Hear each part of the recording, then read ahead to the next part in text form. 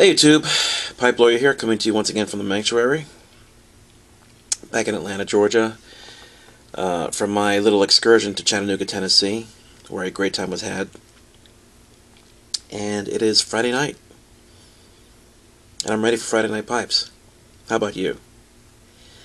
This week's MVPs are my two newest acquisitions, yes, plural, and new to my ever-growing pipe collection. I got these for myself for my birthday at a deep discount. There are two more of the estate pipes that were being held for me by Red, the owner of Tobacco World, who was very gracious to hold them for me this long. I had my eye on a new Boswell pipe, but I changed my mind at the last second. Just because I've had these on hold for such a long time right now, and I figured it's time to move some. And Red's been very gracious, and I didn't want to seem like I was trying to, take advantage of that and abuse it. So here, let me look through my assortment of pipes that I had on hold, and I picked out two. And they're both very special. I'm glad I got them. Love them. I'm going to send them both off to Floyd Norwood for restoration, but I wanted to get them on Friday Night Pipes before I did, so that way, hopefully by this time next week or sometime thereabouts, I could do like an update video. But the first pipe I want to show is a pipe that at first doesn't seem all that special. In fact, it looks very much like one of the classic Stanwells that you would see on, say, Cup of Joe's or SmokingPipes.com. And it is a no-name freehand.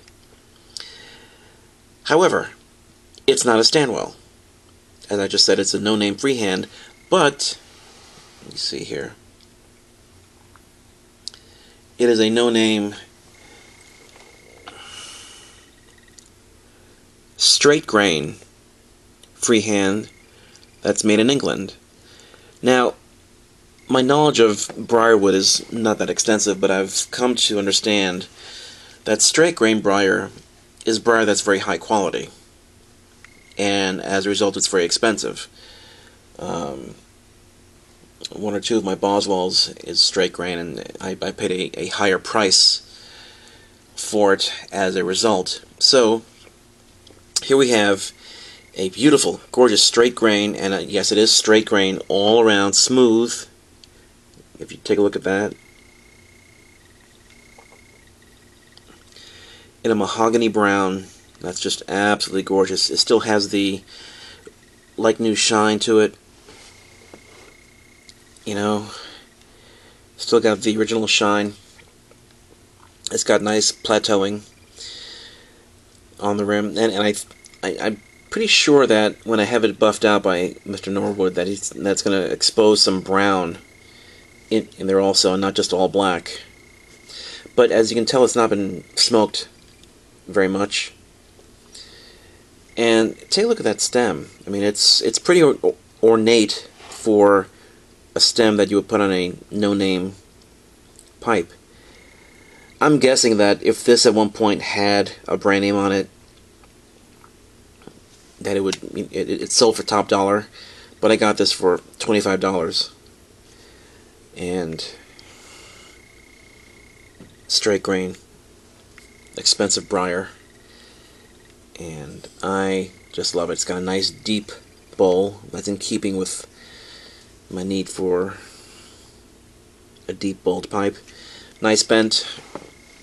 It's got some oxidation in it, but that'll be fixed. So that's one right there, the no-name straight grain English freehand pipe. It's going to be a great pipe. This is one of my favorites in my estate section. One of my other new favorites in my estate section is a pipe, the brand of which I have not yet had a sample in my collection.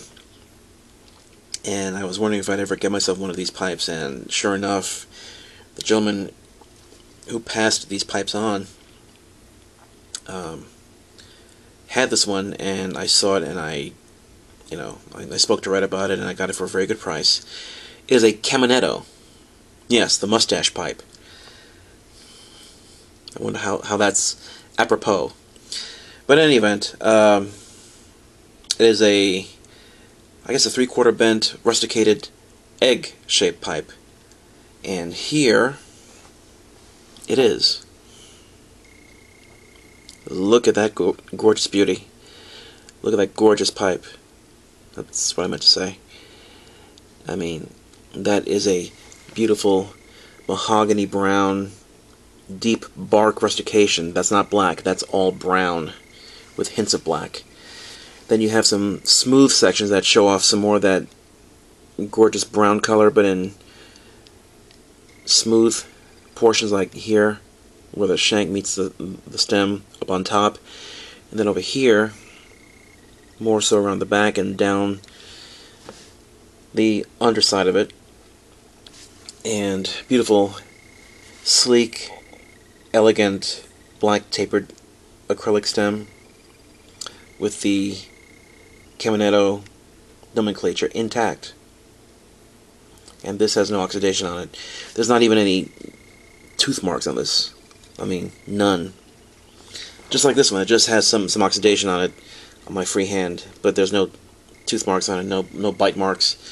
But this one I cleaned off a bit, and there's no oxidation on it, so I sampled it, and it lightweight, sits perfectly, hangs perfectly. Good chin hanger. Yep. So, there you have it. This week's MVPs, 2 estate pipes that I got myself for my birthday, which I'll be sending off to Floyd Norwood, and hopefully will feature once again as MVPs on a future Friday Night Pipes episode, showing off the before and after. You have the Caminetto rusticated egg, and you have the no-name straight grain English freehand. Yes. So until next time, this is Pipe Lure saying cheers, and as always, remember, I'll present the evidence, but you be the judge. Take care, God bless, and good night.